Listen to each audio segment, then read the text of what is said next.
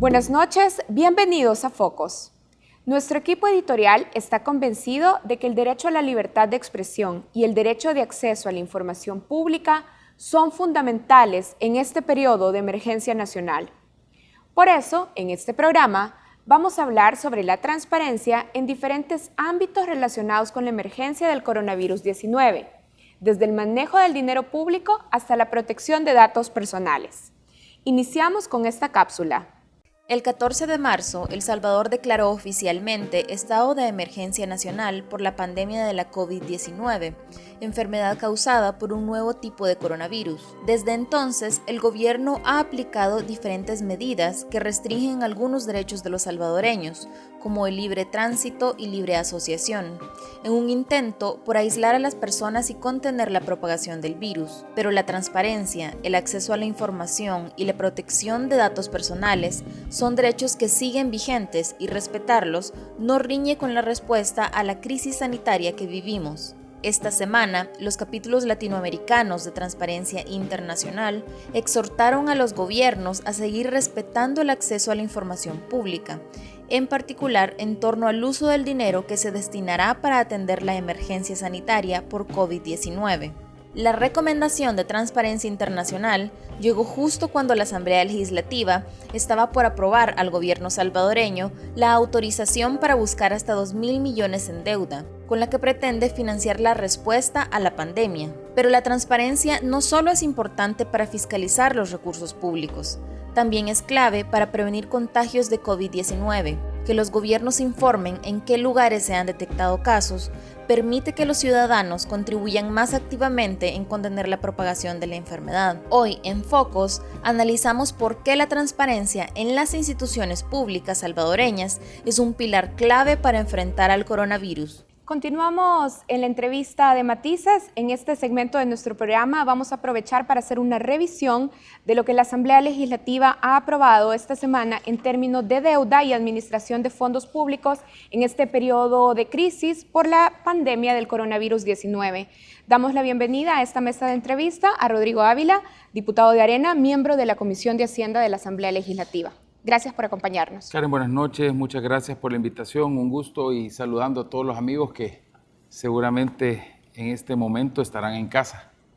Y ojalá que estén en casa, ¿verdad? Ojalá que todo el mundo esté en casa. Solo que salga pues quien tenga que salir por lo necesario. Bien, diputado, hay muchos temas sobre los cuales conversar de lo que ha estado pasando en la Asamblea Legislativa, pero específicamente queremos concentrarnos en la discusión de la hacienda pública. El secretario privado de la Presidencia, Ernesto Castro, decía en esta semana que pasó que la exigencia inmediata de transparencia en las contrataciones directas obstaculiza las decisiones urgentes que el Ejecutivo tiene que tomar en esta crisis. ¿Por qué ustedes creen que se tiene que estar rindiendo cuenta durante la emergencia y no debería de esperarse a que termine la emergencia para pedir una rendición de cuentas? Bueno, en primer lugar, hay dos tipos de rendición de cuentas. Una es la rendición de cuentas completa, Karen, que se tiene que dar precisamente al terminar los incidentes o al terminarse las crisis o las emergencias. Y el otro es la continuidad de la información quizás más general, pero a veces más importante. La continuidad, es decir, en directo, mientras los por ejemplo, procesos de compra se están llevando a cabo. ¿Cuál es el problema de decir a quién se le compra? Bueno, primero, ¿qué se compra? Hago un contraste con lo que el secretario privado ha estado diciendo. Ha estado diciendo que estar dando información en directo, vamos a decir, de a quién se compra, retrasa el trabajo, por ejemplo, del Ministerio de Salud. No retrasa absolutamente nada. Nosotros hablamos de dar rendición de cuentas un mes después, o sea, cada 30 días.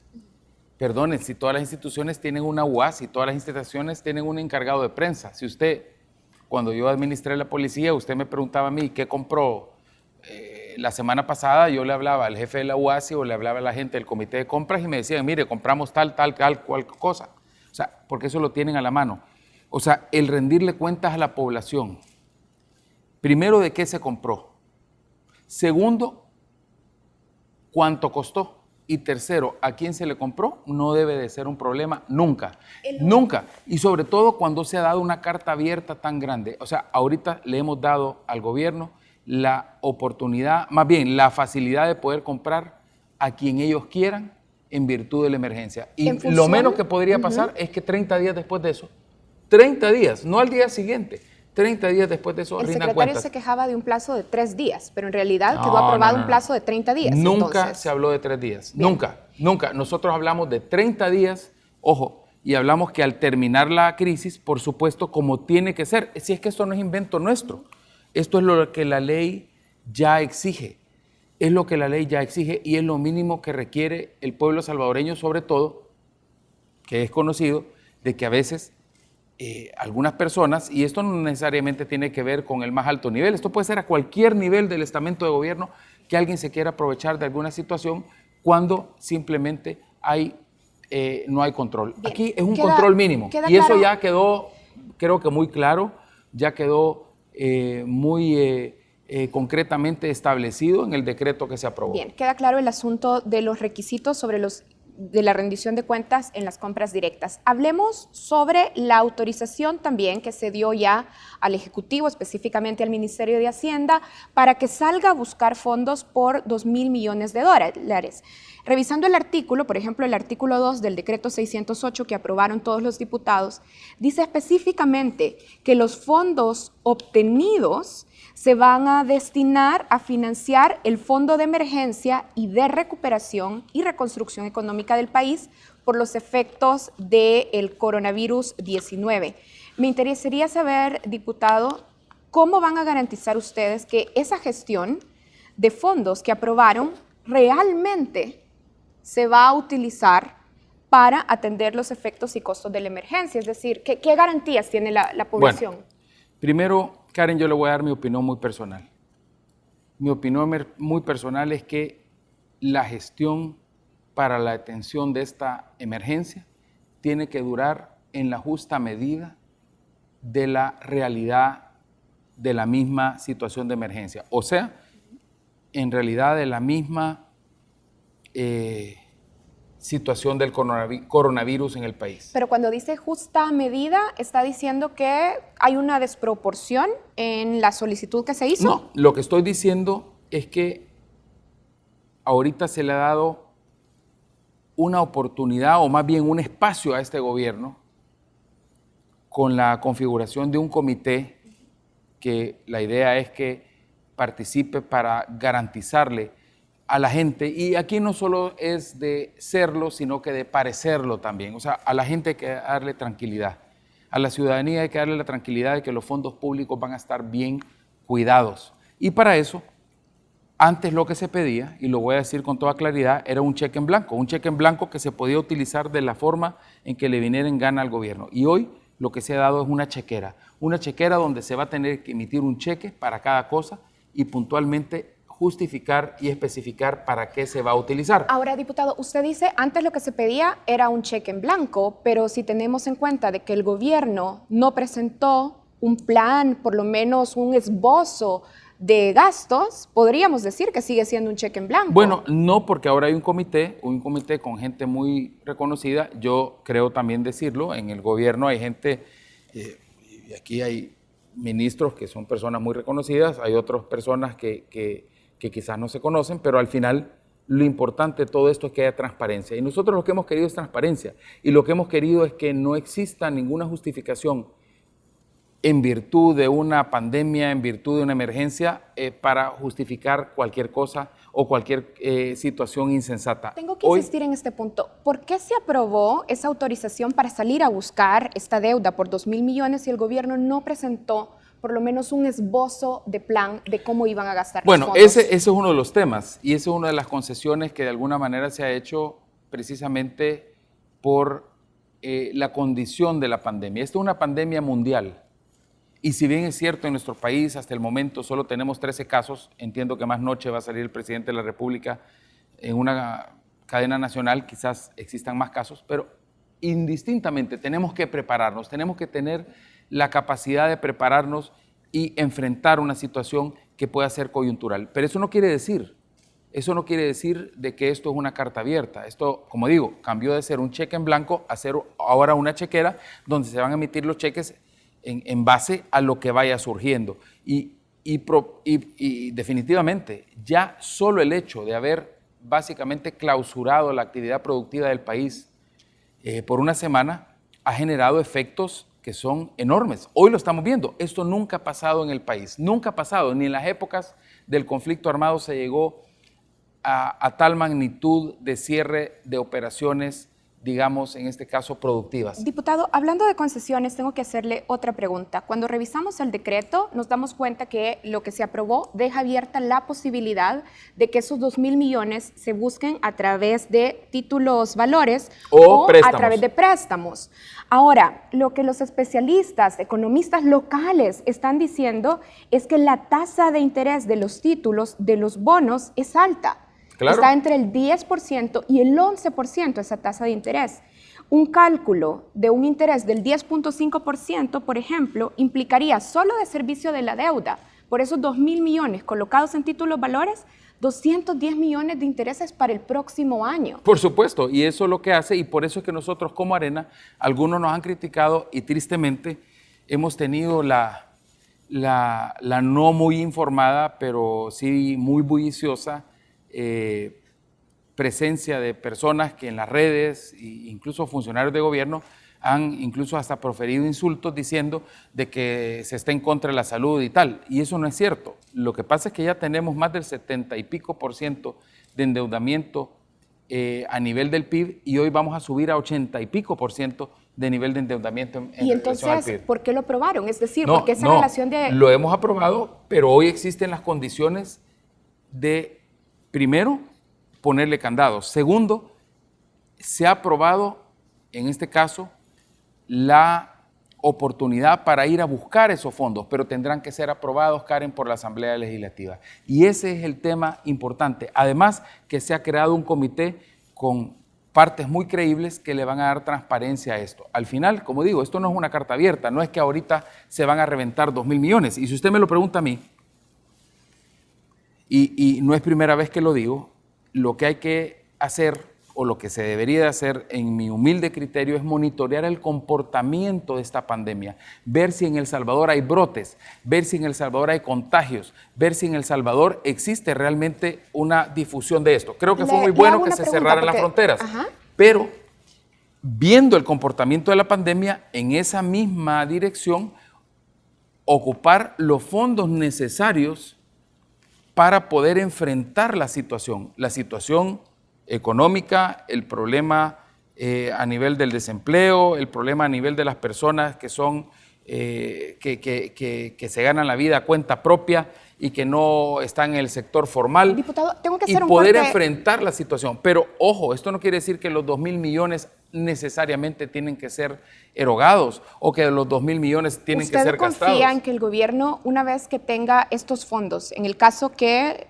consigan los fondos, los lleven a aprobación a la Asamblea Legislativa y ya los tengan en este presupuesto extraordinario, ¿usted confía en que el gobierno no se va a gastar esos 2.000 millones? Bueno, yo esperaría, y para eso está este comité, yo esperaría de que esto sea dosificado en la justa medida. Es un comité donde el gobierno tiene mayoría. Sí, pero al final tenemos voces ahí que van a poder en cualquier momento informar públicamente cómo está la cosa y al final la llave está en la Asamblea Legislativa, Karen. Ese es el tema importante. La llave está en la Asamblea Legislativa y la Asamblea Legislativa tendrá que aprobar por mayoría los préstamos. Pero tenemos que hablar también del crédito puente. Ya regresamos, continuamos cuando regresemos conversando con el diputado Rodrigo Ávila.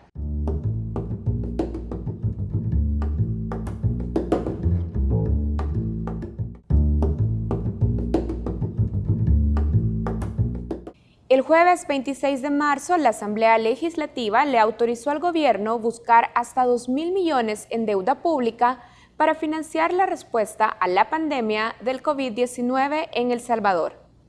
La falta de un plan de gastos y la falta de transparencia en el uso de fondos generó un choque entre el Legislativo y el Ejecutivo. Nuestro periodista Andrés Dimas nos explica más en la siguiente cápsula. La Asamblea Legislativa por unanimidad autorizó esta semana al gobierno adquirir hasta $2.000 millones en deuda. Con este monto se pretende financiar un fondo especial de emergencia, recuperación y rescate económico por los efectos de la COVID-19 en el país. Sin embargo, el gobierno no ha especificado en qué gastará esta deuda ni cómo gestionará los abultados intereses que generará.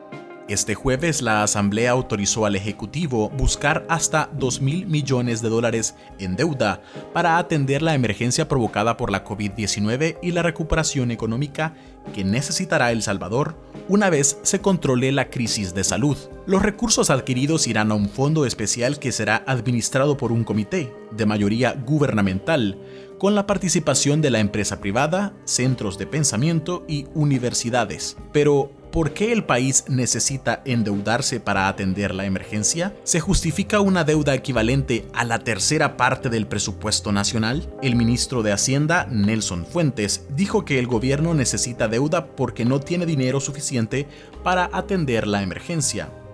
El funcionario calcula que la crisis generará un agujero de $500 millones, ocasionado por una caída en la recaudación de impuestos. Estamos hablando de una pérdida de $500 millones que va a afectar la economía.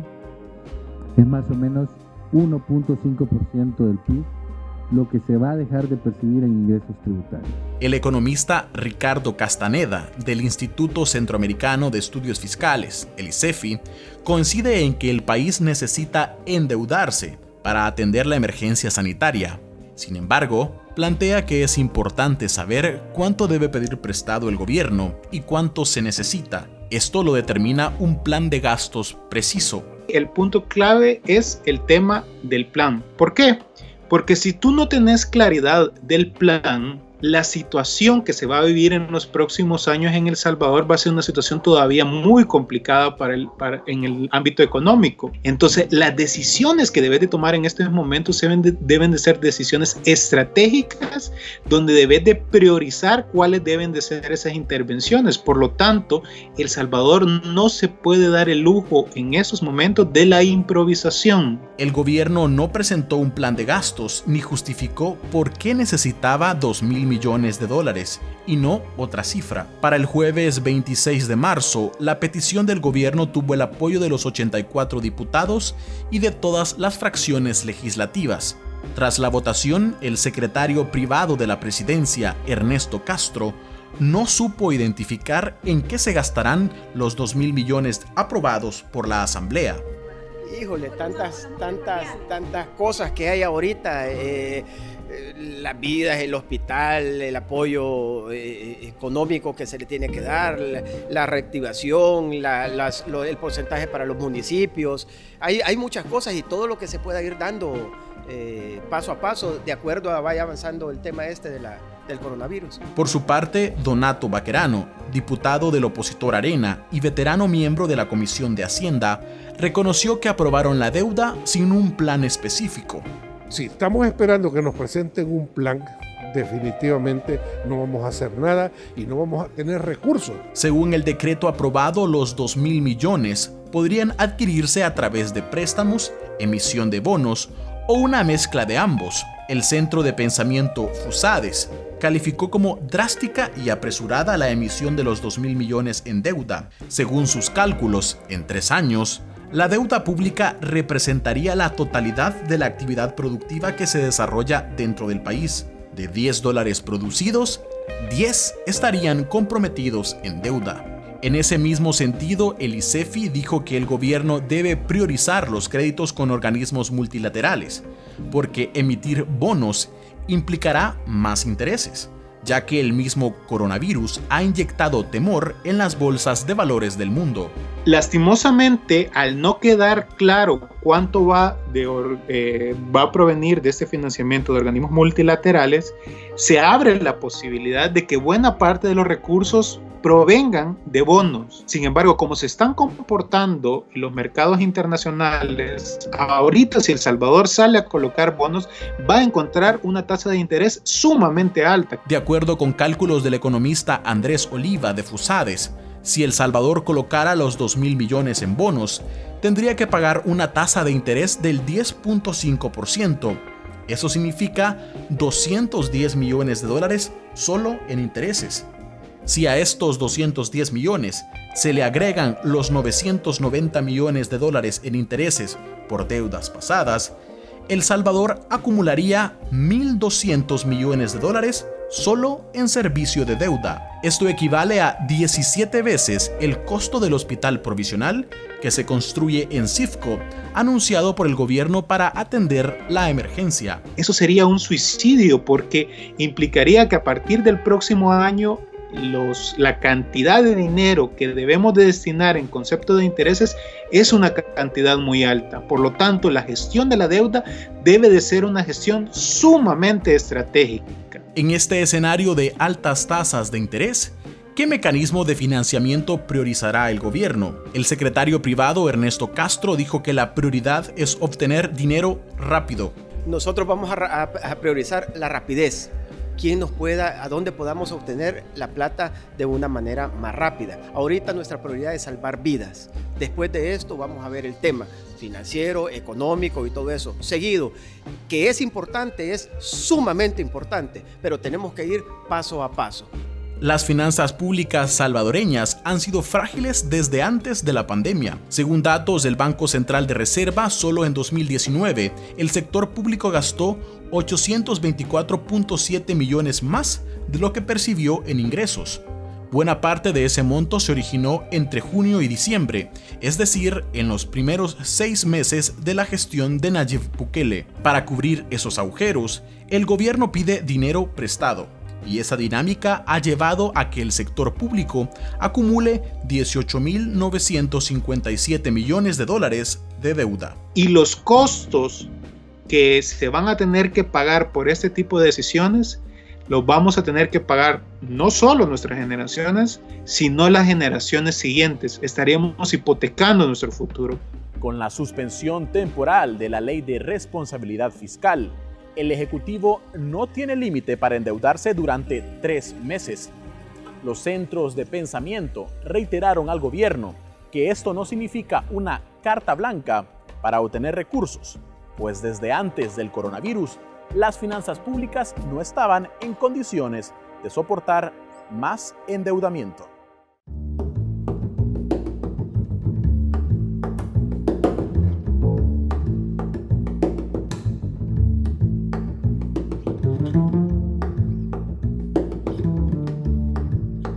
Esta noche está en la mesa de entrevista de Matices Rodrigo Ávila, diputado de Arena, miembro de la Comisión de Hacienda de la Asamblea Legislativa.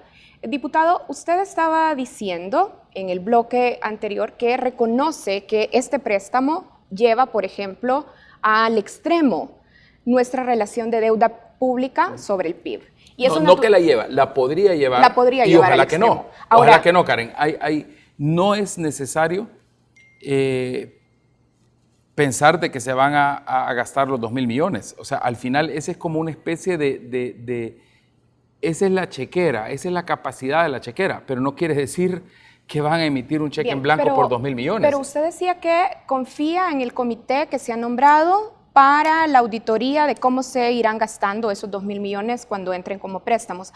Ahora, ¿me podría explicar cómo funciona el mecanismo del crédito puente? Porque el artículo 5 dice que cuando se trate del crédito puente, el artículo 148, que requiere la aprobación de la Asamblea Legislativa, podría exceptuarse. ¿Cómo va a funcionar ese mecanismo? Lo que pasa es que eso es por cuestión de agilidad, y eso de hecho, Karen, quiero decirlo, ya actualmente el gobierno hubiese tenido ya con las capacidades actuales que tiene, la capacidad de colocar 645 millones con la banca local.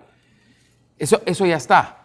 Eso ya está. ¿De dónde viene esa capacidad que ya tiene? Bueno, eso es porque ya existen las condiciones para poder, dentro del contexto del presupuesto para este año, para el 2020, ya podrían hacerlo, pero igual. Porque ya está aprobada, solo para que quede claro, porque ya tienen una aprobación para colocar básicamente, esos 645. ya existen las condiciones legales para que puedan hacer eso. O sea, que eso lo hubieran podido hacer indistintamente de estos 2.000 millones.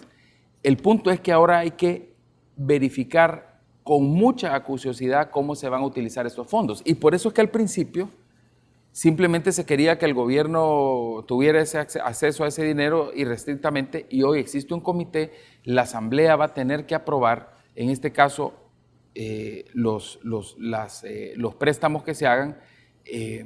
Por supuesto hay dos vías, el tema de los bonos y el tema de los préstamos en préstitos internacionales. Las condiciones actualmente no son las mejores. A mí me quedó mucha duda y por supuesto en una cadena nacional el presidente lo dijo, que había que apurarse para conseguir un préstamo que yo nunca lo vi realmente, y hubiese sido muy bueno para el país que hubiese un dinero del Fondo Monetario a tasa de 0 interés. Eso realmente no se pudo dar, no existía, pero hoy por hoy a nivel internacional los créditos no están en su mejor momento de Diputado, interés. tengo que hacerle una pregunta entonces. Usted dice, yo tenía dudas, y ciertamente estábamos revisando, ya en el otro bloque yo citaba la tasa de interés que tienen los títulos de valores. ¿Por qué entonces no en el decreto incluyeron un límite, por ejemplo, de hasta cierta cantidad se pueden buscar títulos valores y lo demás tiene que ser colocado, Bueno, por ejemplo, con organismos internacionales que tienen tasas de interés más bajas? Esto es porque definitivamente los mercados internacionales, en este caso para recursos monetarios, no están tan abiertos como se quisiera. De hecho, se han cerrado algunos mercados y aquí no sabemos lo que va a pasar.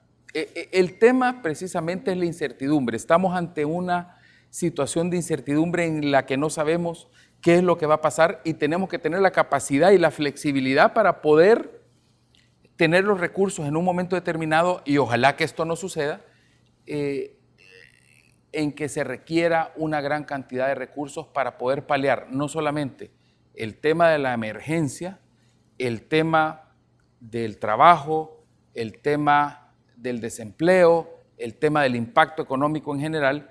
Y hoy, como digo, lo que existe es una posibilidad, pero no es que esa posibilidad está totalmente abierta para que, como decimos en buen salvadoreño, se revienten o se gasten los 2.000 millones. Y ese fue parte de los disgustos. Y incluso, quiero decirlo, Parte de los disgustos del del gobierno, Ejecutivo. del E incluso fuimos acusados por algunos funcionarios que probablemente ni siquiera han leído los decretos, y la felicito porque usted ahí tiene el decreto. Pero hubo funcionarios, hubo personas, hubo de esta gente que trabaja para simplemente insultar y ofender, que en su vida se tomó el tiempo de leer ni siquiera el decreto, ni siquiera leer el contenido de las cuestiones que estaban criticando, y criticando a la Asamblea que por qué no aprobaba el dinero. Y recordemos, Karen, que en un principio se habló de 2.000 millones, después se habló de 5.000 millones, no se habló de 2.000 millones, sino que de 5.000. Y yo creo que en términos razonables el gobierno va a lograr conseguir quizás la mitad de eso. Pero lo importante es dejar el espacio, y ahí están instituciones de mucho prestigio, personas. Y yo he visto los nombres de las personas que van a estar en este comité. ¿Quiénes van a estar en el comité? Bueno, van a estar personas como, por ejemplo, el licenciado Quirós, En representación de FUSADES. de representación de FUSADES, va a estar el vicerrector de la UCA, van a estar personas que tienen muchísimo prestigio, y al final ellos van a ser personas que van a informar y lo importante de esto es la transparencia. Y ojo, Quiero hacerle una pregunta hablando de la transparencia y de cómo los fondos se deberían destinar según lo que dice el decreto. El 30% va a ir a gobiernos municipales. El 70%, dice el decreto, se puede para atender temas de la designar emergencia, donde puede tener varias variantes. al el tema programa, de salud, al el programa tema de transferencias atención. monetarias, también Correcto. dice el decreto, pero me interesa hablar de la posibilidad que queda establecida en el decreto de que los fondos, estos 70% de los fondos, se incorporen al presupuesto general del Estado 2020. Es decir, se pueden mover fondos de los que entren vía préstamos al presupuesto general de este año. ¿Cómo se van a monitorear esos fondos que entren al presupuesto general 2020? Para eso hay varios mecanismos. Primero está el comité, de ahí está en el mismo decreto existe la necesidad de crear un sistema de auditoría para estos fondos. También está dentro del esquema ya establecido de la Corte de Cuentas de la República, y por supuesto la auditoría ciudadana, la Contraloría Social que se tiene que hacer sobre esto. La Asamblea Legislativa es otro de los temas. Ellos van a tener que presentar informes y van a tener que presentar los requerimientos para que se hagan las autorizaciones respectivas. Pero eso no funcionaría mejor si estamos solo hablando del presupuesto extraordinario, me No, imagino. el punto es, y aquí... Porque mi pregunta es, ¿qué pasa cuando los fondos entran al presupuesto general de la Nación? El punto, Karen, es que ineludiblemente, si esto sigue, y yo soy de la idea, y por eso enfatizo en otros temas, aquí hay que monitorear la pandemia, hay que ver cómo se comporta en 15 días. Y yo soy de la idea que si en 15 días, cuando ya se venció, digamos, lo que son los límites para los brotes en base a lo que sería el término de incubación de este virus, si en 15 días no existen los brotes catastróficos y apocalípticos que se han mencionado, debería de abrirse de nuevo el tema del movimiento económico, de la movilidad al interior del país, manteniendo siempre cerradas las fronteras mientras se monitorea cómo esto se comporta afuera. Y eso permitiría ponerle un límite precisamente a los alcances monetarios de este decreto, pero una cosa ineludible es la siguiente. En este mes, muchas empresas no están vendiendo.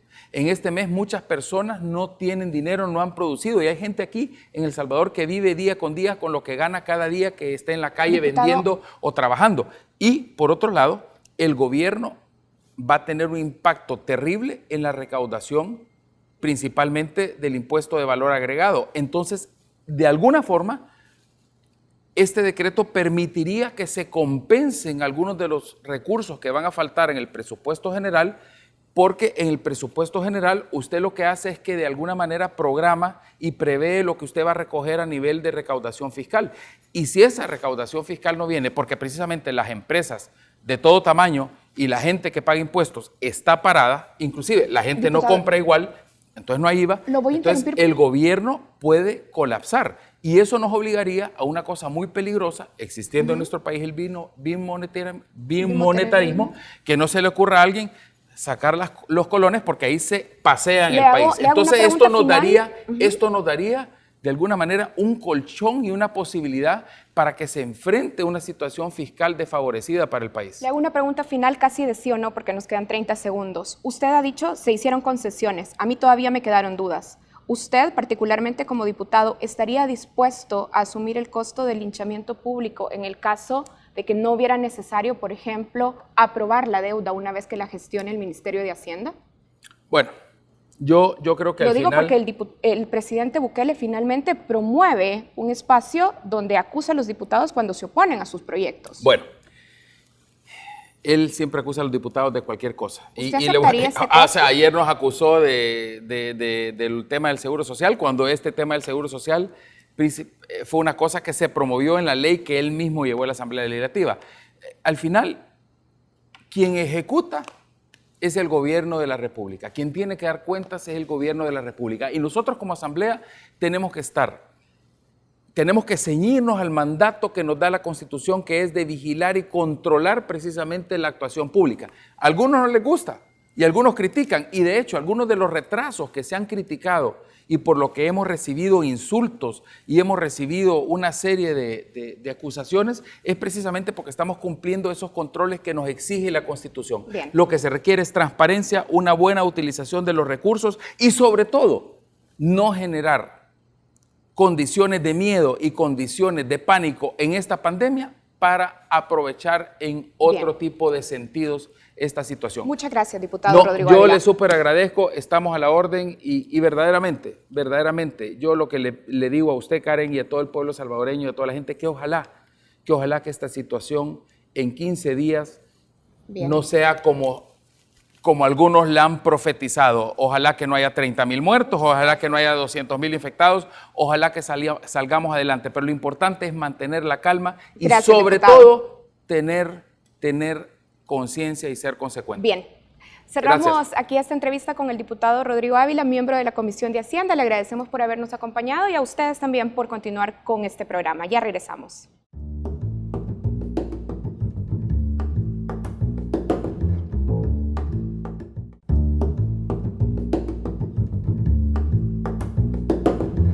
Este viernes 27 de marzo, la Sala de lo Constitucional emitió medidas cautelares para proteger a las personas detenidas por supuestamente violar la cuarentena domiciliar obligatoria. La Sala ordenó enviar a casa a todo detenido en recintos policiales o administrativos si los controles médicos determinan que no representa riesgo de contagio. En redes sociales, muchas personas han criticado estas detenciones por considerarlas arbitrarias y violatorias de derechos humanos. La abogada penalista Berta María de León consideró que algunas detenciones pueden ser ilegales. El abogado del Instituto de Derechos Humanos de la UCA, Arnau Baulenas, señaló que se deben respetar los derechos de los detenidos. La Procuraduría para la Defensa de los Derechos Humanos indicó que las personas no deben ser exhibidas ni humilladas. La investigadora Janet Aguilar cuestionó sobre las medidas de prevención en cárceles y Bartolinas.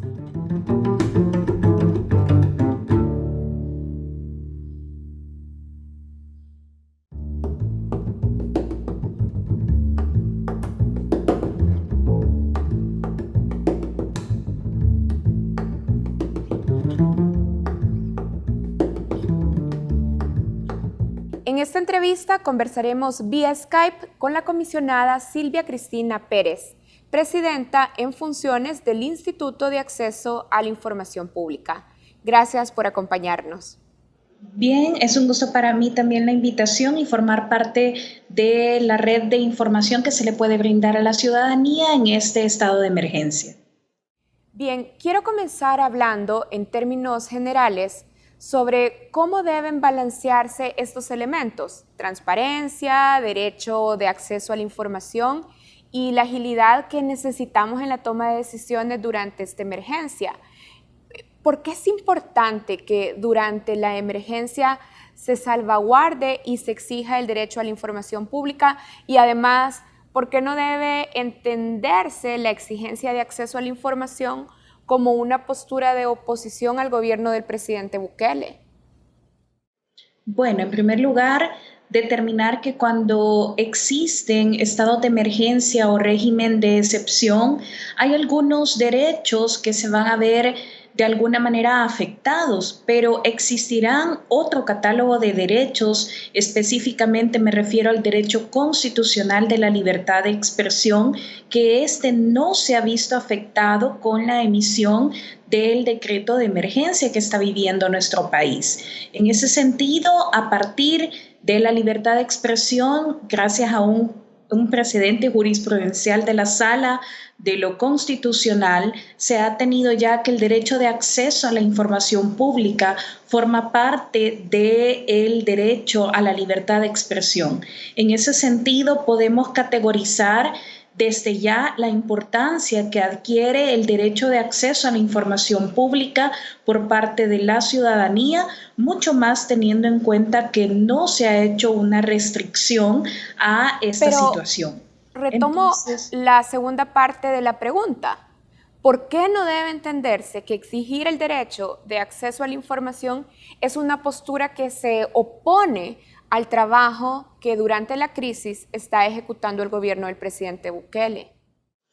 El derecho de acceso a la información pública nunca debe de ser visto como un obstáculo a la labor que realiza una gestión administrativa en el combate en este caso de una pandemia, principalmente porque esto nace de ese derecho legítimo del ciudadano o ciudadana de verse total y absolutamente informado de lo que ocurre en su entorno. Entonces, no podemos olvidarnos en este contexto de emergencia que a pesar de ello existe la obligación de informar a la ciudadanía, pero también ese escrutinio al cual están sometidos todos los entes obligados a la ley de acceso a la información pública, siempre y cuando, por supuesto, se inviertan fondos públicos. Entonces, este manejo de fondos públicos y esta situación de emergencia no puede ser vista en ningún caso como un obstáculo o se puede ver eximida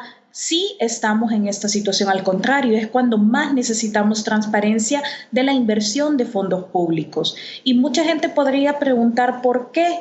Y precisamente pues lo que se necesita es obtener elementos técnicos y jurídicos que den a la población esa certeza de por qué yo elegí o invertí determinado fondo público en determinado recurso. Veamos, hasta ahora tenemos algo claro: el derecho a la libertad de expresión y por tanto el derecho de acceso a la información siguen vigentes a pesar de la emergencia. En términos concretos, ¿qué deberíamos observar en los funcionarios? ¿Qué acciones específicas de los funcionarios deben expresar la vigencia de estos derechos? Bueno, es importante en el contexto, por ejemplo, de manejo de fondos públicos, porque si bien existe en este momento de estado de emergencia o pudiese existir una relativización o un proceso simplificado, por ejemplo, de aplicación de normativa como la LACAP, y en las contrataciones directas, no hay que olvidar que la misma LACAP obliga que en las contrataciones directas deba existir siempre una motivación. Y esta motivación no se exonera en esta situación de estado de emergencia, sino que al contrario cobra todavía más relevancia, porque esto permitiría a la ciudadanía obtener los elementos técnicos y jurídicos de por qué, por ejemplo, yo llevo a determinar determinado proveedor o determinado contratista. Esos elementos objetivos que le quitarían a toda actuación de los entes obligados por la ley de acceso, le quitarían esa apariencia de arbitrariedad, porque en este momento, en este contexto, lo importante es separar la discrecionalidad de la arbitrariedad. Entonces, la interrumpo aquí solo para que quede algo bien claro en este contexto. Por ejemplo, aunque están permitidas las contrataciones directas, los funcionarios al tomar decisiones tienen que hacer una exposición de las razones por las que han escogido a tal proveedor, por las cuales han comprado tal insumo o servicio. Es decir, tienen que hacer un razonamiento que luego puedan exhibir ante la sociedad o ante otras instituciones. ¿Es así? Efectivamente, así es. Siempre existe esa obligación porque es incluso información pública oficiosa, pero en este contexto de emergencia cobra todavía más preponderancia esa información. Ahora, comisionada presidenta Cristina, hay un debate de fondo. El Ejecutivo señala una dicotomía. El Ejecutivo argumenta que la exigencia inmediata de transparencia y divulgación de información entorpece y obstaculiza las decisiones urgentes que se deben tomar en esta emergencia. ¿Realmente existe esta dicotomía entre transparencia y la urgencia de atender la crisis?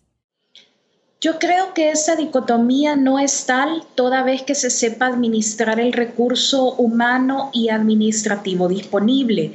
Si bien es cierto que van a haber algunas personas que van a estar enfocadas a la atención de la crisis, existirán otras tantas que están relacionadas, por ejemplo, con las unidades de acceso a la información de los entes que están atendiendo la emergencia, que muy probablemente no estén realizando acciones de salud y que la presencia de ellos, o por lo menos el monitoreo de ellos, de las solicitudes de acceso a la información, son de vital importancia en el contexto de la emergencia. De hecho, en el decreto que se emite de emergencia se dice, y luego en el régimen de excepción, se habla de suspensión de plazos, los cuales incluyen las solicitudes de acceso.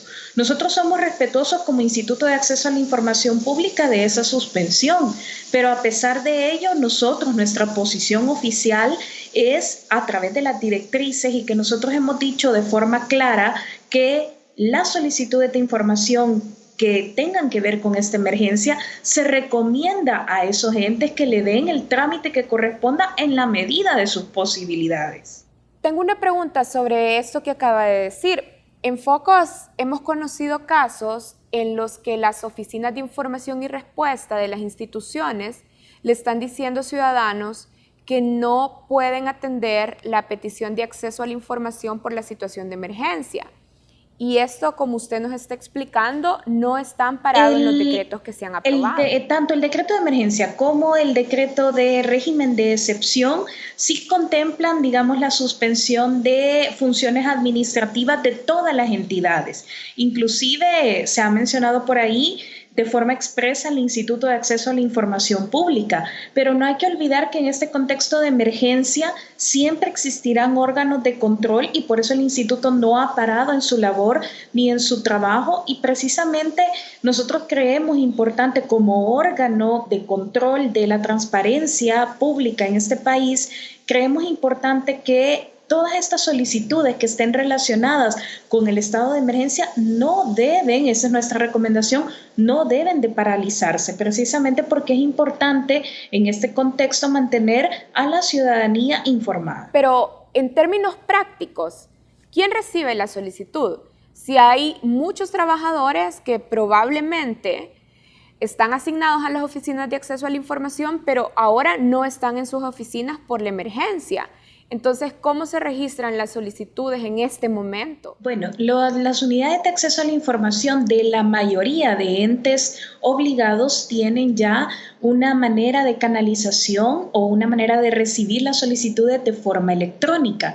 En ese sentido, existirá alguna información que bien podrá estar justificada porque las unidades competentes que tengan que dar la información no estén habilitadas y por lo tanto pues no se pueda brindar la información. Creería que una motivación en ese sentido, lo hemos discutido en el Pleno de Comisionados, sí sería válida. Pero habrá otra tanta información que bastará una comunicación con la misma unidad de información, con el encargado, con el oficial, para que se esté remitiendo periódicamente la información que la ciudadanía quiere saber. Nosotros ese es, por ejemplo, el plan de acción que hemos implementado en esta emergencia, en el cual nosotros no hemos dejado de recibir solicitudes de información y toda aquella solicitud de información que requiera ser atendida, nosotros la estamos atendiendo. Si existiera alguna que no se pudiese brindar la información, ya sea porque no nos compete a nosotros tener la información o ya sea porque la unidad correspondiente no se encuentra laborando,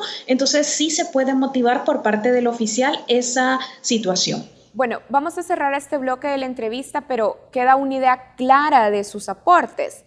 El derecho de los ciudadanos de hacer solicitudes de acceso a la información sobre y durante la emergencia sigue vigente y estas solicitudes deben recibirse y atenderse. Hacemos una pausa y ya volvemos.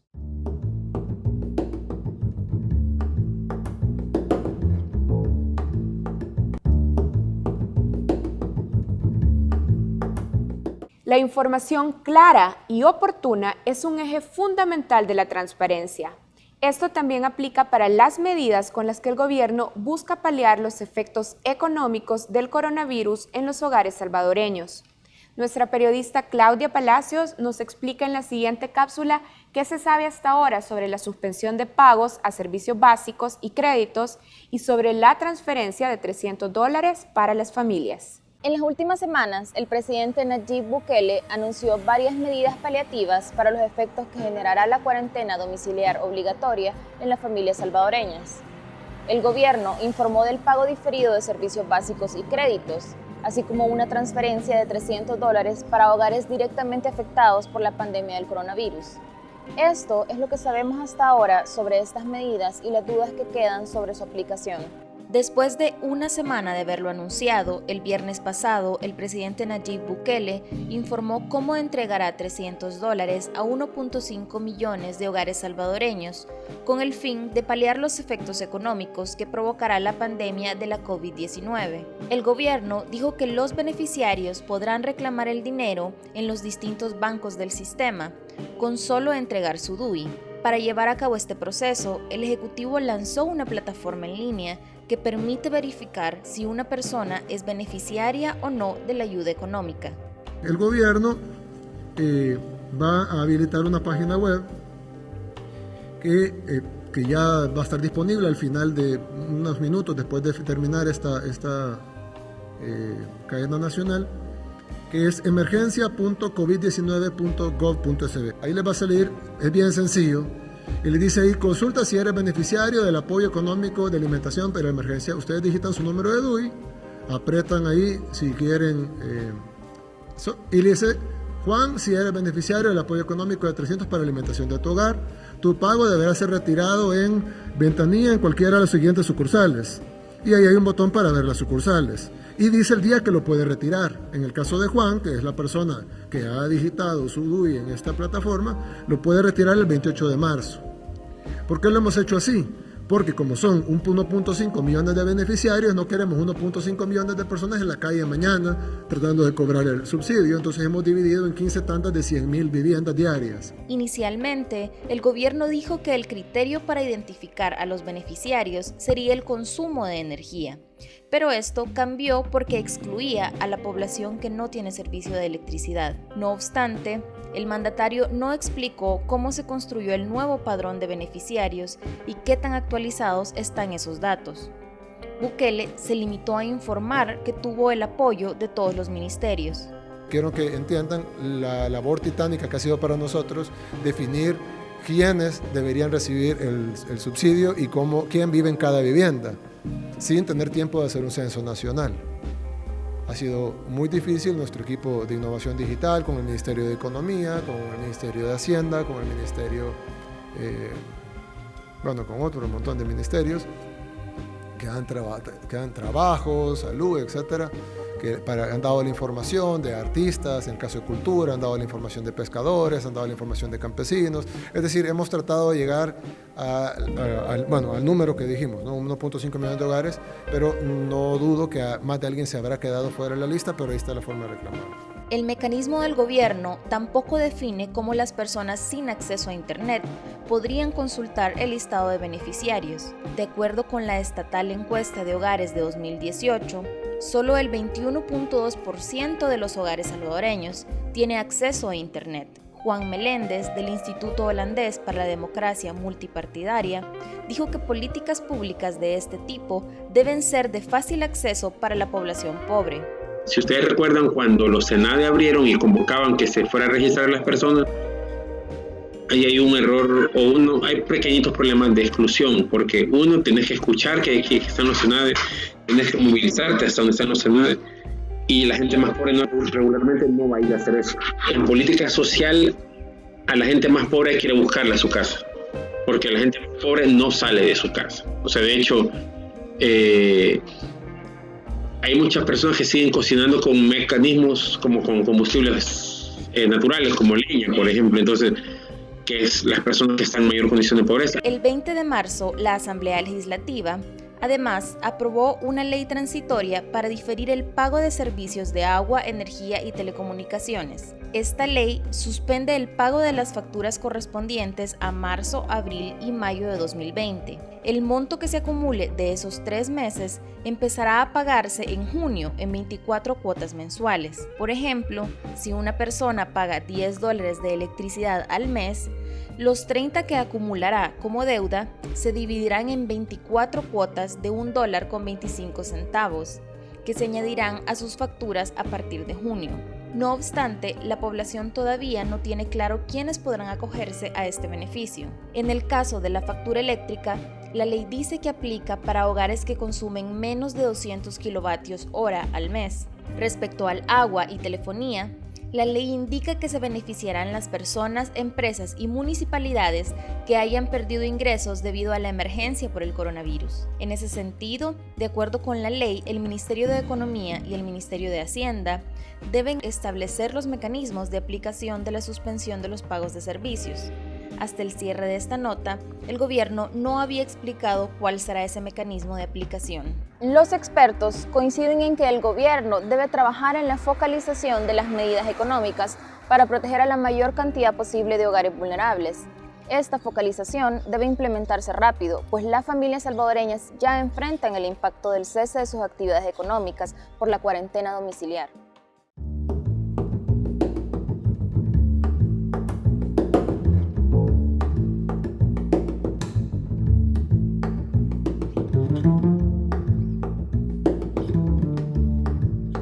La entrevista de este día la estamos realizando vía Skype y estamos conversando con la comisionada Silvia Cristina Pérez, presidenta en funciones del Instituto de Acceso a la Información Pública.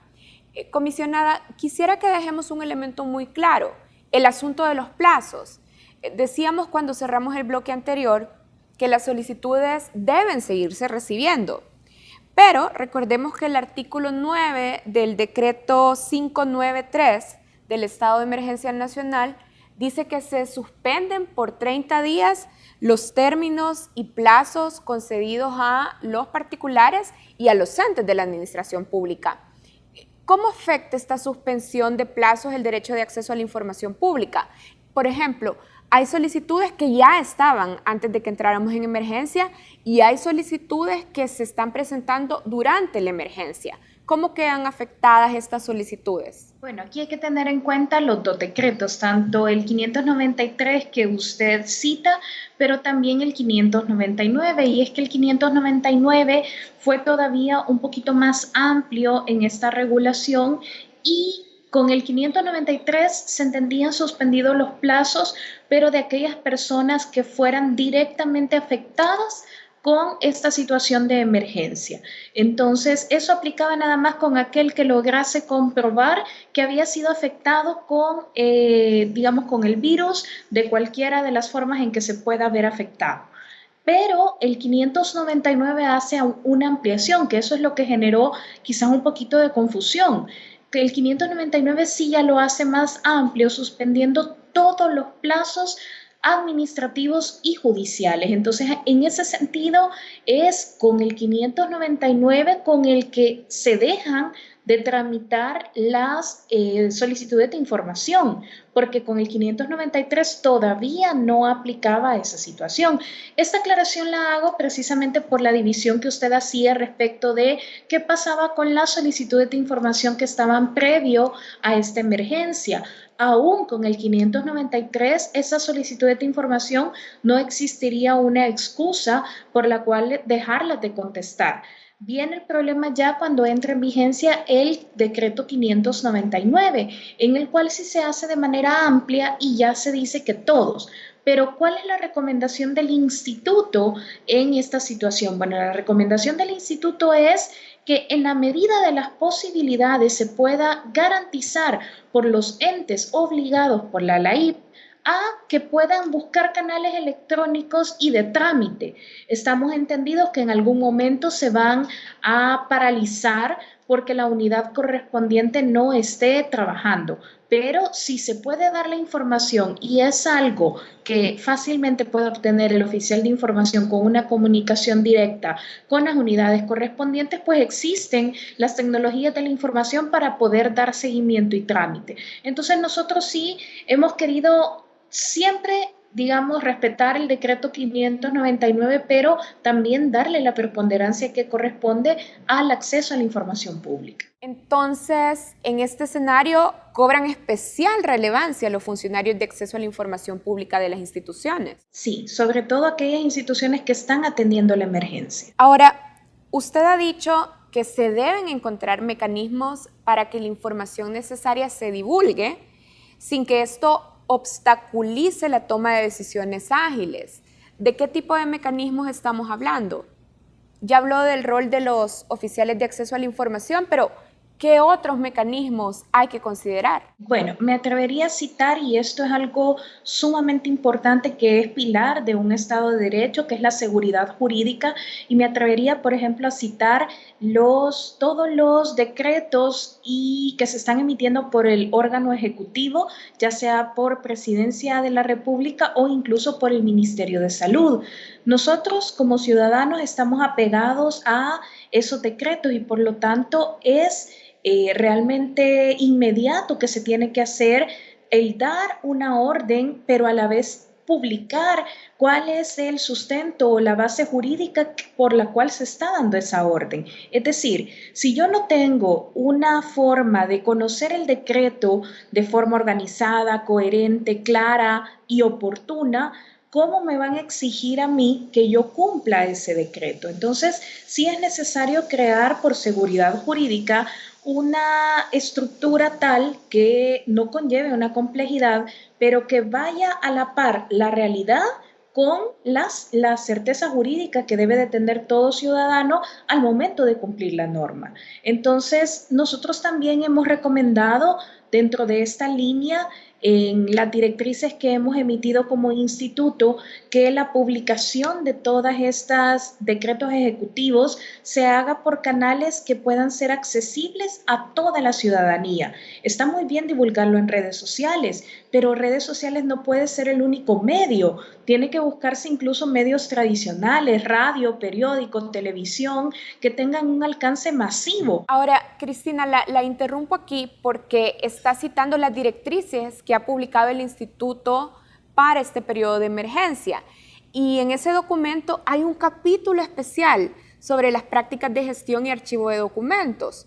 ¿Por qué es importante para la transparencia detenerse a hablar de cómo manejar documentos y archivos en este periodo de crisis? Bueno, porque como Instituto de Acceso a la Información Pública hemos detectado en general que las instituciones tienen problemas con la gestión documental y archivos. Es decir, que no venimos de una cultura en la cual se nos enseñe cómo organizar esa cultura archivística o cómo organizar esos índices de archivos en una institución pública. Es decir, ¿por qué facilita esto la información? Bueno, porque en la medida que yo tengo organizado mis documentos, en esa misma medida yo le voy a proporcionar al ciudadano o ciudadana esta información de manera pronta.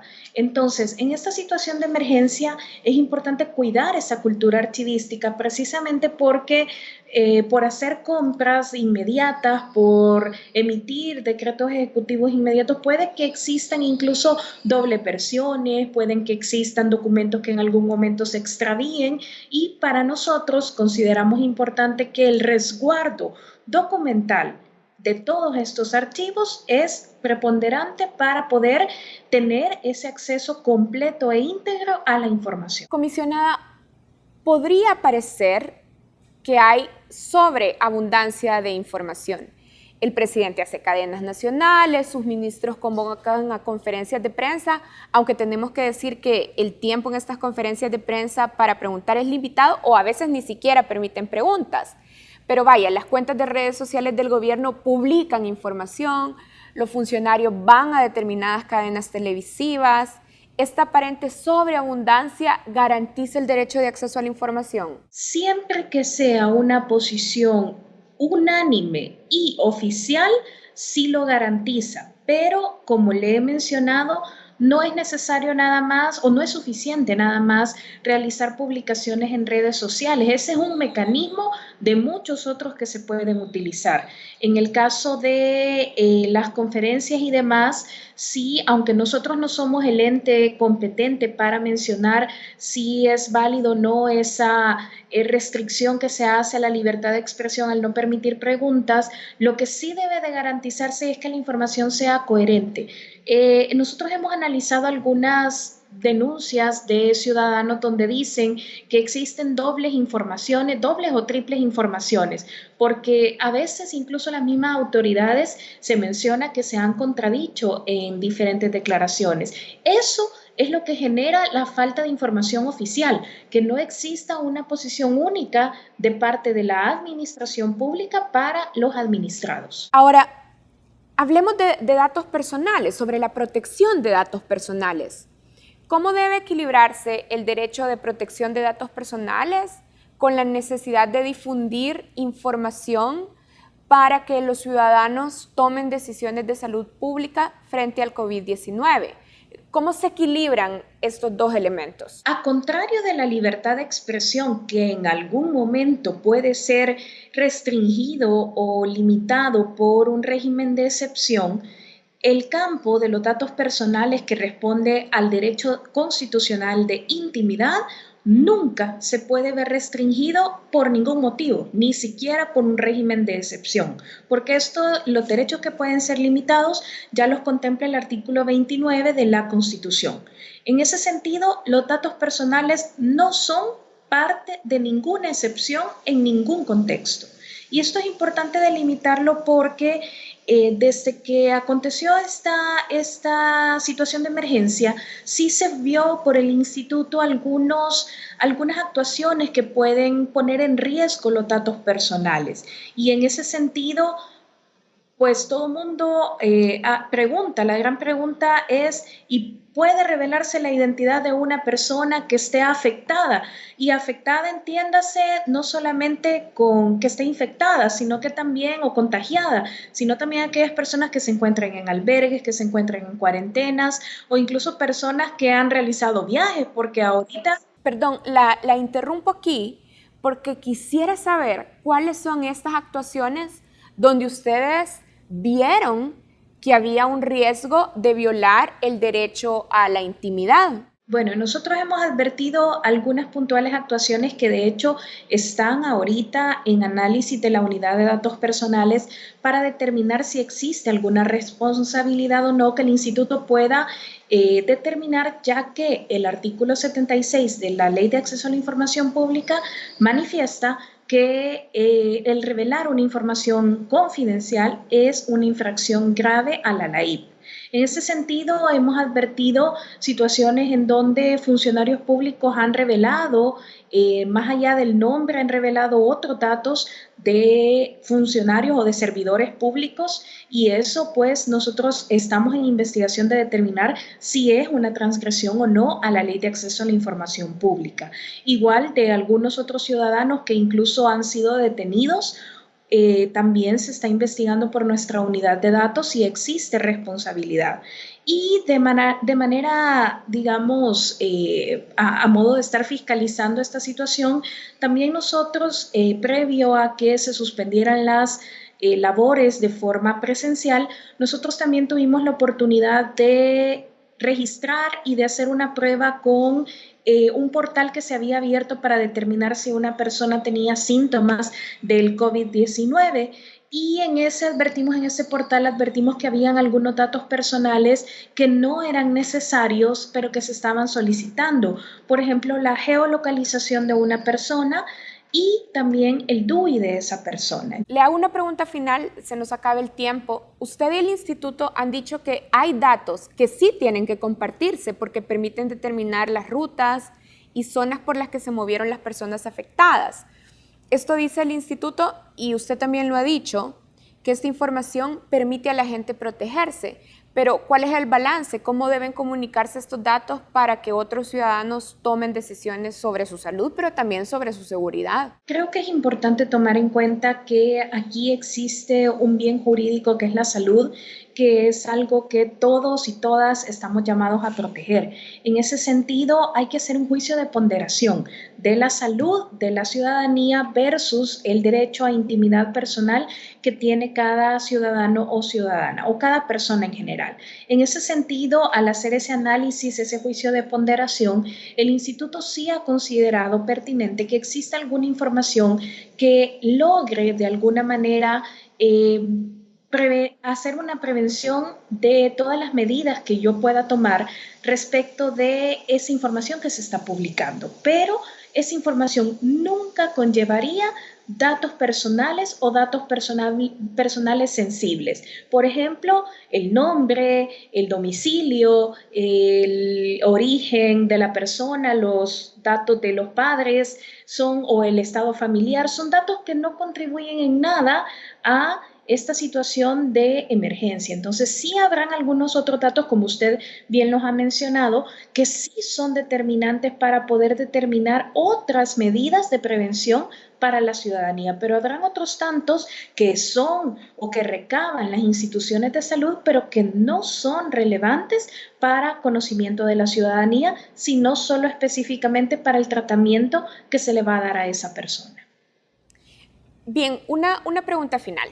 En redes sociales, algunos usuarios dicen que hay información como las rutas y zonas epidemiológicas que no son importantes para los ciudadanos, pero el instituto dice que esta información sí es importante. ¿Por qué? Bueno, en el artículo 8 de las directrices nosotros hacemos un pronunciamiento expreso en ese sentido, y sí es importante retomar en qué lugar, zona o municipio específico se tiene un foco de contagio para tomar las medidas preventivas para las demás ciudadanos y ciudadanas. En ese sentido, sí es necesario compartir esa información y de hecho es una información que desde ya se viene publicando no solamente en otros países de la región, Guatemala, Costa Rica, sino que El Salvador ya ha retomado un poco de esas recomendaciones y empieza a publicar información adicional que es ya para información para la ciudadanía.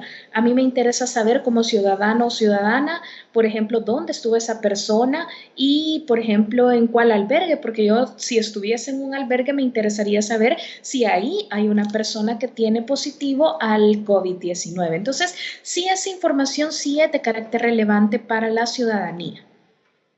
Bien, gracias a la comisionada Silvia Cristina Pérez, que nos ha acompañado vía Skype. Recordemos que ella es presidenta en funciones del IAIP. Gracias por darnos esta entrevista. Muchas gracias a ustedes por la invitación. Cerramos este segmento de entrevista. Gracias a ustedes por acompañarnos. Hacemos una pausa. Hay más contenidos en Focos.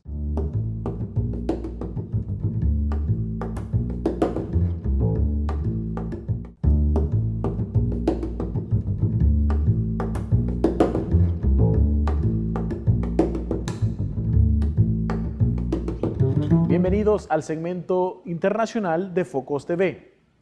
Hoy nos preguntamos, ¿bajo qué condiciones sanitarias están los migrantes centroamericanos y mexicanos confinados en los centros de detención migratoria de los Estados Unidos, país con mayor número de contagios por COVID-19?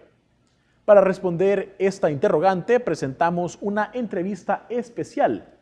Enlazamos con la directora del Centro de Derechos Humanos de la Universidad de Washington, Angelina Snodgrass Godoy, hasta Seattle, Estados Unidos. Bienvenida a Focos, Angelina.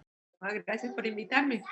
Bien, para comenzar, ¿bajo qué condiciones sanitarias están los migrantes confinados en los centros de detención migratoria en los Estados Unidos durante la emergencia por la COVID-19?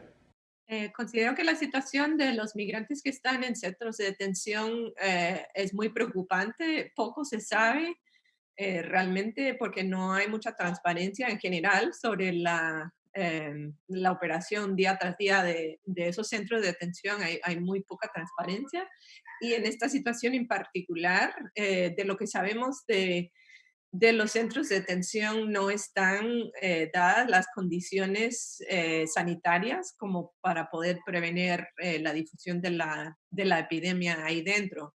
Entonces, en muchos centros de detención tenemos información de que las personas detenidas están con mucho miedo, en algunos han ido en huelga de hambre, han habido ataques con gases lacrimógenos dentro de algunas instalaciones donde han revelado algunos de los detenidos, o sea que es una situación muy frágil y muy urgente en estos momentos. ¿Tienen acceso a servicios de salud los migrantes en estos centros de detención? ¿Chequeos médicos, medición de temperatura y de síntomas?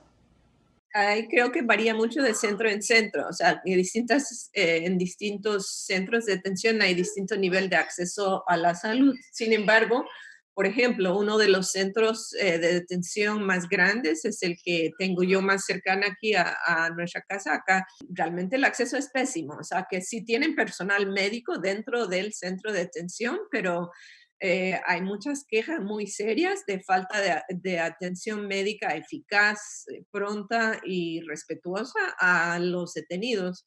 Y eso en situaciones normales. Ahora en situaciones de epidemia se vuelve más honda la preocupación por su bienestar, pero también más difícil el acceso a información sobre lo que está sucediendo ahí mismo. En ese centro de detención, el más cercano a nosotros, sí tenemos conocimiento por medio de personas que tienen comunicación con los detenidos ahí adentro, de que aunque las autoridades de ICE, que es la agencia encargada de la detención de migrantes en el país, que ellos no están cumpliendo con sus propios protocolos en cuanto al aislamiento de personas, por ejemplo, cuando llegan al centro y otros pasos importantes. Entonces, pues repito que es muy, muy preocupante esa situación. ¿Qué tan expuestos están los migrantes al coronavirus bajo el control de la agencia federal ICE? Pues sí, buena pregunta. Yo creo que hay dos mecanismos por lo menos. Por ejemplo, uno es las personas que trabajan en el centro de detención, los guardias, personal médica, etcétera. Ellos constantemente van y vienen del centro porque viven en la comunidad y entonces ellos pueden ser un vector de transmisión del virus muy fácilmente, sin aún saberlo ellos mismos. También es importante recalcar que la misma agencia ICE sigue no solo deportando a las personas, o sea, expulsándolos del país, sino que también transfiriéndolos entre centros de detención en el mismo país. Entonces, constantemente hay un flujo también de personas en detención de un centro de detención hacia otro. También la misma agencia de ICE sigue capturando a más personas todos los días. Ellos siguen activos a pesar de la epidemia, entonces ellos están arrestando a otros migrantes en la calle y llevándolos al centro de detención.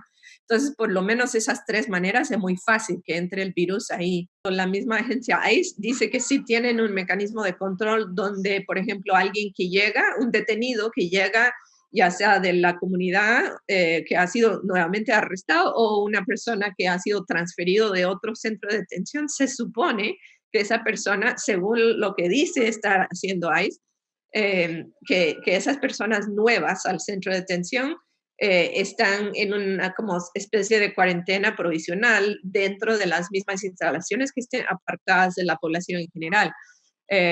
Que serviría un poco como para proteger en contra de esos peligros. Sin embargo, las mismas personas detenidas reportan que no es así, o sea, que ellos tienen acceso a poder llamar a sus familiares fuera de las instalaciones y decirles, oye, ayer llegaron no sé cuántos y los tuvieron unos pocos, por ejemplo, unos pocos días los tienen aislados de la población en general y luego integran a los nuevos a la población en cuestión de, por ejemplo, días, donde lo que sabemos por cuestiones de salud podrían ser muy fácilmente portadores del virus y aún no haber manifestado síntomas y ya estando dentro de la población general, del hacinamiento dentro del centro de detención, de las pocas prácticas higiénicas, etcétera, sería súper fácil que el virus arrasara con todos. O sea, es una situación sumamente preocupante.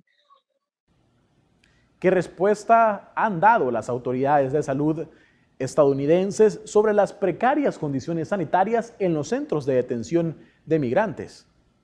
Sí, que yo sepa, las autoridades de salud nacionales no se han pronunciado específicamente sobre esta cuestión. Las autoridades de salud locales, por ejemplo, en cada ciudad o cada estado, sí, se han manifestado con mucha preocupación y no solo las autoridades de salud, sino que también en algunos estados, como por ejemplo en nuestro estado de Washington, donde muchas de las autoridades se han pronunciado en contra de esas prácticas crueles a los inmigrantes.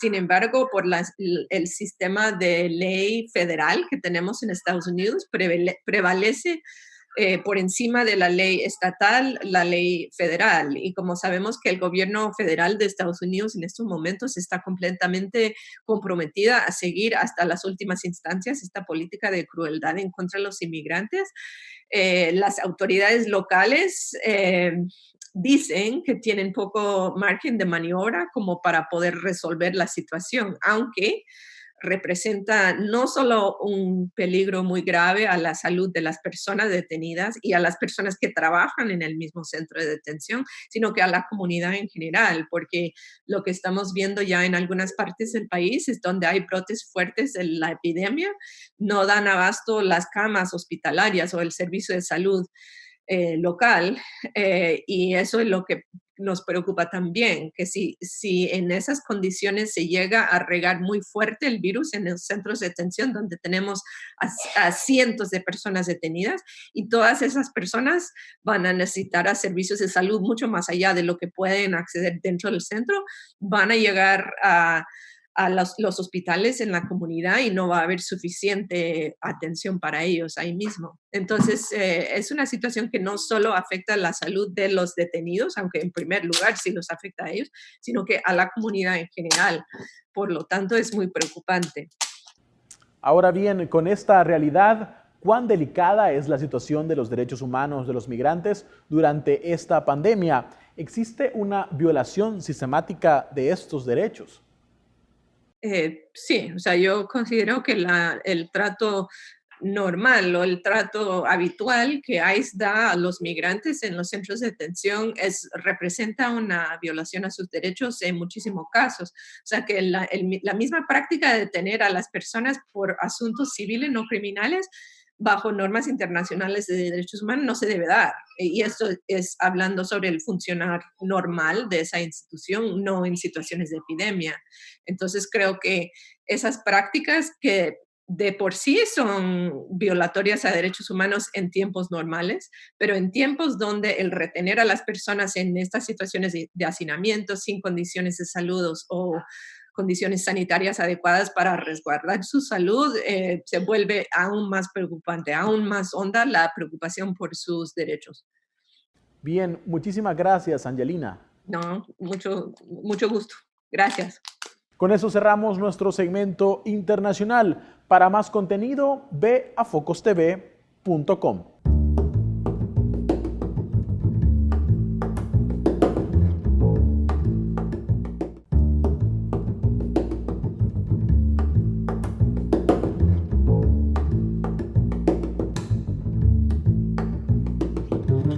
Hoy en Focos los invitamos a conocer la campaña 14 días, 14 artistas, promovida por la Red de Centros Culturales de AECID y a la que se ha sumado el Centro Cultural de España. Durante 14 días, las redes sociales y la página web del Centro Cultural compartirán 14 piezas de artistas salvadoreños para acompañarnos en el periodo de cuarentena nacional decretada en nuestro país. Con este segmento cerramos Focos. Gracias por acompañarnos. El Centro Cultural de España en El Salvador se sumó esta semana a la iniciativa 14 días, 14 artistas, con la que busca hacer más llevaderos los días de cuarentena domiciliar obligatoria. La campaña es promovida por la Red de Centros Culturales de la Agencia Española de Cooperación Internacional para el Desarrollo, AECID, y en El Salvador ha reunido a 14 artistas. Desde el 24 de marzo se comparte una pieza artística en las redes sociales y la página web del Centro Cultural de España. El primero en sumarse a esta iniciativa fue Antonio Romero, con su obra La Mujer de Blanco, inspirada en una anécdota que su madre compartió con niños vecinos durante la ofensiva de 1989. Pensando en qué aportar, se me ocurrió bueno, más bien me vino a la cabeza un recuerdo. Y es que cuando la ofensiva del 89, que estaban en toque de queda, ¿verdad? Mi mamá lo que hacía, y era una cosa muy bonita, y es que nos reunía a nosotros, a otros amigos del pasaje, que por suerte en el pasaje había gente que lograba salir y jugar, reunía a los niños del pasaje y les empezaba a contar historias. A veces esas historias eran como mitos que te contaba que claramente eran leyendas, pero en otras ocasiones eran muy bonitas porque eran muy vívidas, muy personales, muy de lo coloquial, ¿no? De decir, es una pasada, ¿no? A mí me pasó esto, o a mi tío le pasó aquello, a mi abuelo le pasó tal. Entonces, lo que se denomina una pasada. Y pensándolo digo, vaya, yo recuerdo mucho más ese aporte de mi mamá, en el que ella me contaba historias, que el drama mismo de la ofensiva del 89. Entonces, claro, como un recuerdo, ¿no?, de una historia de miedo, de una leyenda, de una pasada, una historia que a ella le pasó, de un fantasma concretamente, claro, se convirtió en un recuerdo que es más fuerte que el recuerdo de la ofensiva misma, en mi caso particular, quiero decir. Entonces, compartí ese recuerdo para hacer ver que a veces hay que fijarnos en otros aspectos para tratar de encontrar salidas a las crisis también. Además de Antonio Romero, en esta campaña también participan Tello Orellana, Carlos Violante, Elena Salamanca, Dalia Chévez, Joel Barraza, Lorena Juárez, Otto Mesa, Elmer Mengíbar, Roberto Cardona, Chepe Rodríguez, Mercy Flores, Fabricio Cibrián y Javier Gómez. El Centro Cultural también invita a otras personas a sumarse a la campaña, compartiendo sus creaciones con la etiqueta 14 días, 14 artistas. Para fomentar la lectura desde casa, el Centro Cultural de España te invita a leer en línea su revista Impúdica, editada junto con El Faro. En el nuevo número se recopilan textos e imágenes para hablar sobre el futuro.